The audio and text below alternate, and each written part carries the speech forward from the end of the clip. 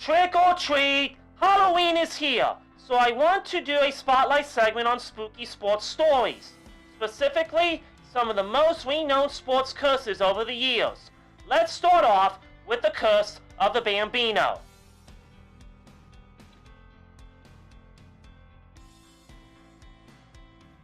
And perhaps the most famous of sports curses, the Red Sox decision to sell Babe Ruth to the Yankees in 1920 brought down an 83-year championship drought.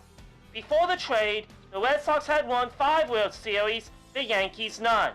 From the trade to 2003, the Yankees won 26 series, the Red Sox 0.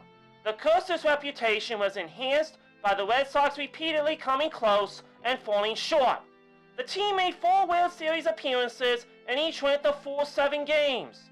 In 1986, the Red Sox were 1 out away from winning the series in 6 games, when the tying run scored on a wild pitch, followed by Mookie Wilson's ground ball rolling through Bill Buckner's legs to put the Mets ahead. In Game 7, the Sox took an early 3-0 lead, only to blow it and lose 8-5. The curse finally ended in 2004. First, the Red Sox beat the Yankees in the American League Championship Series despite losing the first 3 games. They then swept the Cardinals in the World Series. The Sox added another series win in 2007 with a sweep of the Colorado Rockies.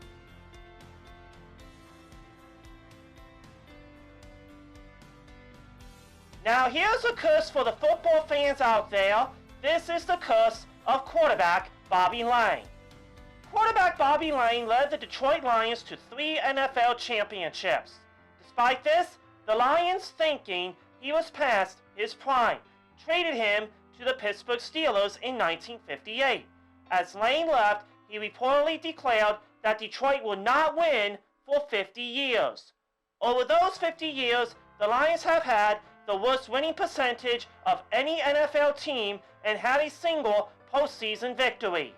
On the 50th anniversary of the trade, the curse went out with a bang, as the Lions became the first NFL team to go 0-16.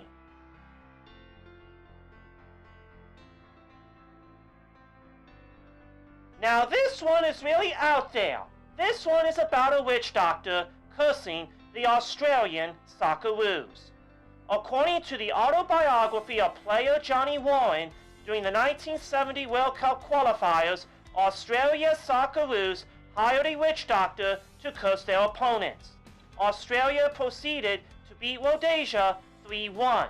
However, when the players were unable to come up with the £1,000 fee demanded by the witch doctor, he reversed the curse onto the Socceroos, who lost their next match to Israel, partly because 3 players fell ill during the match.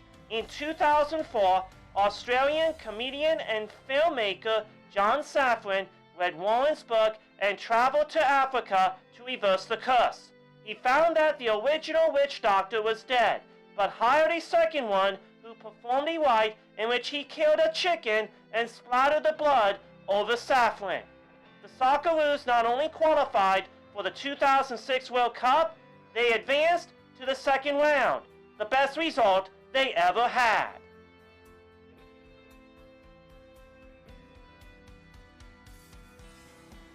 Are you a fan of video games? I am.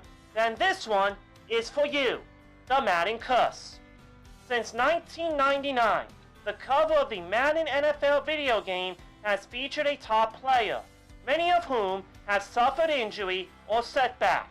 For example, Michael Vick appeared on the cover of Madden NFL 2004 and suffered a leg injury that sidelined him for most of the 2003 season. When Donovan McNabb was chosen for the Madden 2006 cover, he declared, "I don't believe in the curse at all." He suffered a hernia in the first game of the 2005 season, played despite the pain for 8 more games, then was re-injured, opted for surgery, and missed the last 7 games. In 2006, Sean Alexander, the previous season's MVP, was featured on Madden NFL 2007 and sustained a foot injury that caused him to miss 6 starts. When EA Sports announced that LaDainian Tomlinson would be on the 2008 cover, Superstitious fans created the website SaveLT4Madden.com to urge him to reconsider. Tomlinson eventually declined the offer, but said it was over his payment, not concerns about the curse.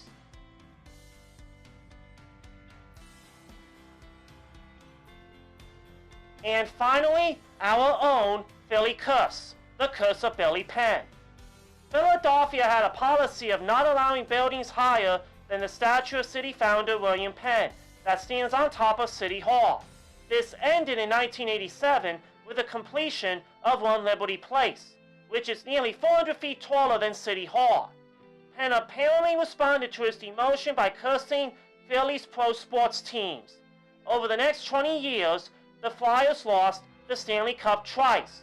The Phillies lost the World Series, the 76ers lost the NBA Finals, and the Eagles lost the Super Bowl.